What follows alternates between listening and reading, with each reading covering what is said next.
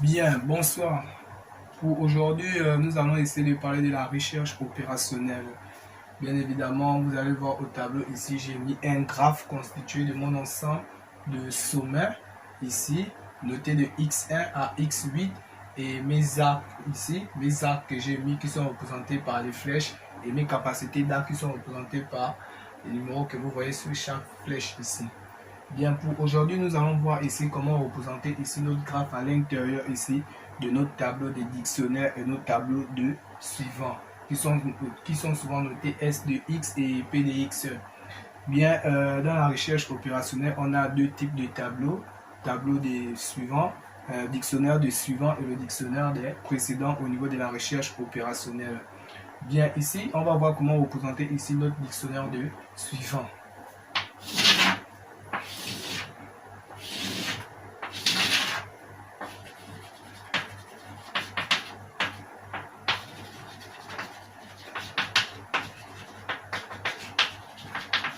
Bien, ici notre tableau de dictionnaire des suivants est représenté comme ça.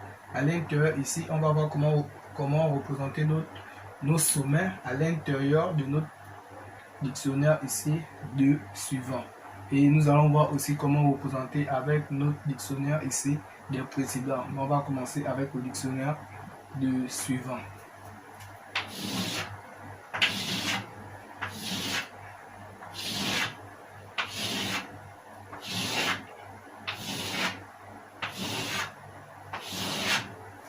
Bien, je veux ici mettre mes sommets.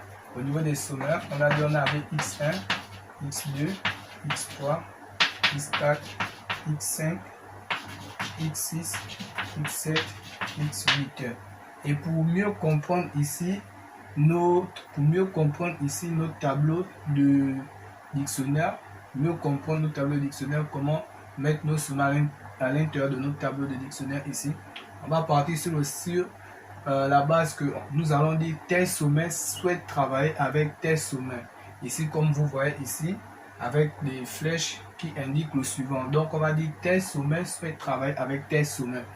Prenons x1. x1 souhaite travailler avec qui? Il n'a pas de suivant, donc avec personne. On va mettre une barre. x2 souhaite travailler avec qui? x2 souhaite travailler avec x3, x5 et x6. Donc, x3, x5 et x6. Et x3 souhaite travailler avec qui? x3 souhaite travailler avec x4, x4, x7, x8. x4 souhaite travailler avec qui? Avec x1. x5 souhaite travailler avec qui? Avec x3 et x4. x6 souhaite travailler avec qui? x6 souhaite travailler avec x1. x7 avec qui? Avec x1. x8 avec qui? x8 avec x1 aussi. Donc voilà comment est représenté notre tableau de dictionnaire de suivants. On va reporter nos données plus haut parce que nous allons avoir besoin de nos données après. Donc on a dit x1 avec qui? Personne. x2 avec qui? Avec x3, x5 et x6. x3 avec qui? Avec x4, x7 et x8. x4 avec qui? x4 avec x1. x5 avec qui? x5 avec x3, x4.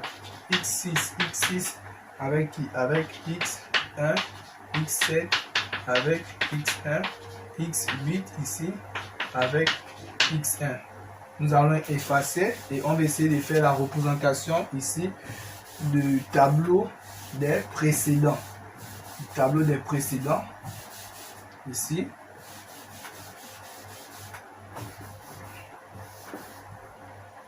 On va faire la représentation du tableau des précédents.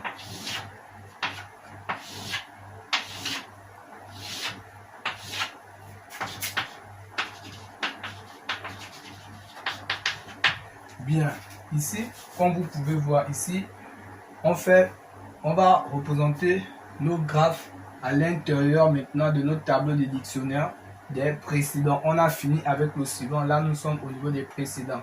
Au niveau des précédents, comme on entend seulement, c'est précédent. Précédent. Donc ici, on va toujours partir sur la base que tel sommet souhaite travailler avec tel sommet. Tel sommet souhaite travailler avec tel sommet. X1, X1, ici, de nouveau X1, ici, souhaite travailler avec qui? Avec qui? Avec X4, X7, X8 et X6. Donc avec 4 sommets. X1 souhaite travailler avec X4, X7, X8 et X6.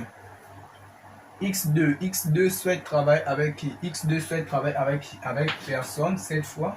X3 souhaite travailler avec qui? X3 souhaite travailler avec X2 et X5.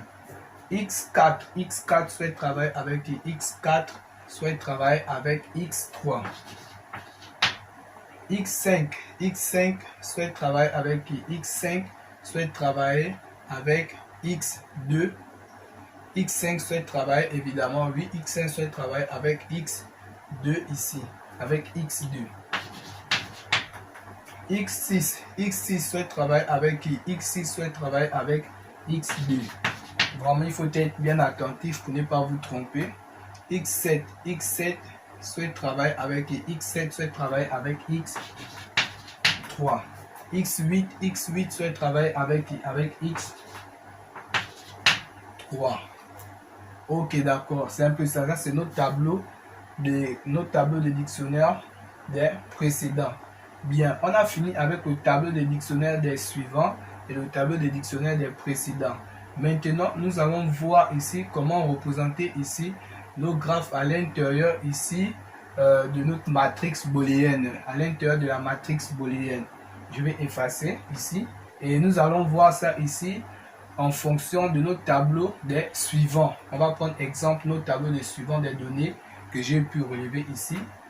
Et vous allez vous-même essayer de faire avec le tableau des précédents. Et moi, je vais vous faire ça avec le tableau des suivants comme exemple. Donc, on va représenter ici notre graphe ici.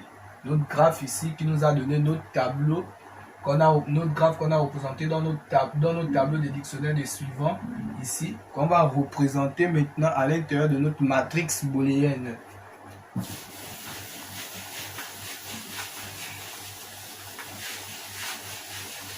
Bien, comment ça se passe ici? Nous sommes toujours dans les tableaux. On a X1, X2, X3, X4, X5, X6, X7, X8. Toujours nos 8 sommets. Ici, nous sommes dans les sommets des origines. Et ici, on va venir mettre au niveau des sommets des extrémités. Donc X1, X2, X3, X4, X5, X6, X7 et X8. Bien, comment ça se passe au niveau de la matrix booléenne? Au niveau de la matrix booléenne, comment ça se passe? On va simplement représenter ici nos données que nous avons relevées au niveau de notre tableau de dictionnaire des suivants à l'intérieur de notre graphe. Nos données qu'on a relevées au niveau de notre tableau de dictionnaire à l'intérieur de notre graphe. Et comment ça se passe ici?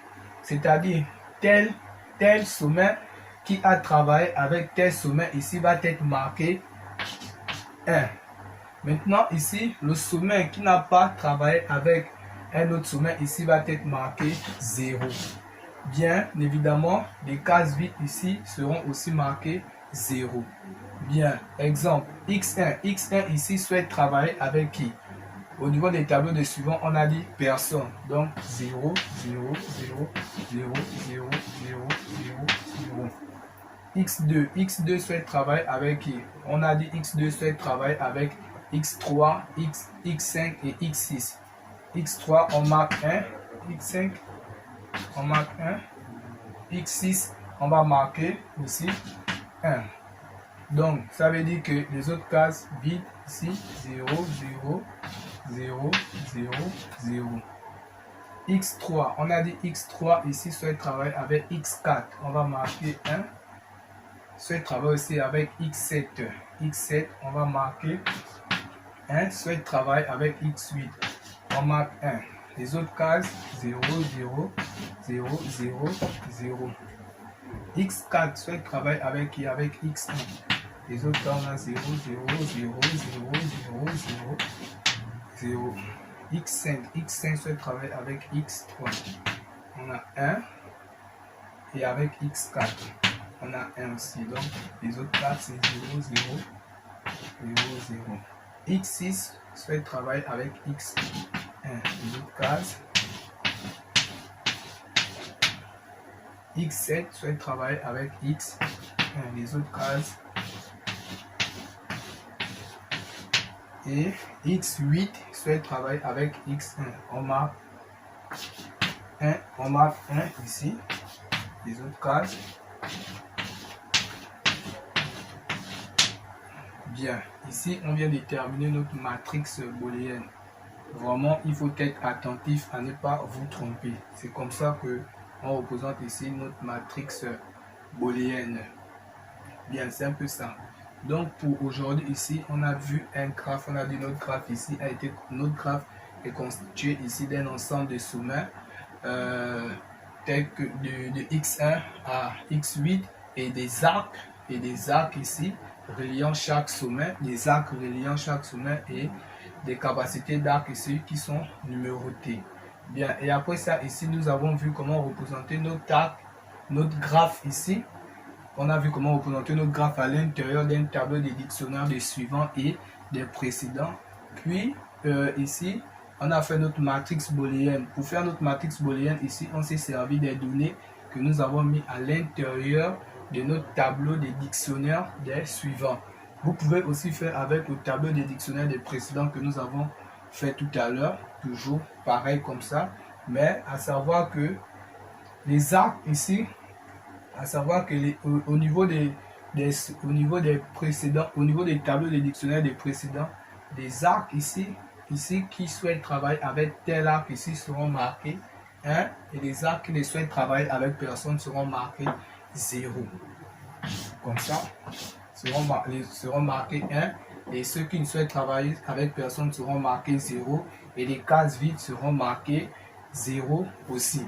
C'est comme ça que vous devez procéder pour faire votre matrix booléenne, votre tableau des dictionnaires des suivants des précédents et ici votre graphe. Pour la prochaine fois, nous allons essayer d'aller un peu dans les profondeurs. Bien, donc merci.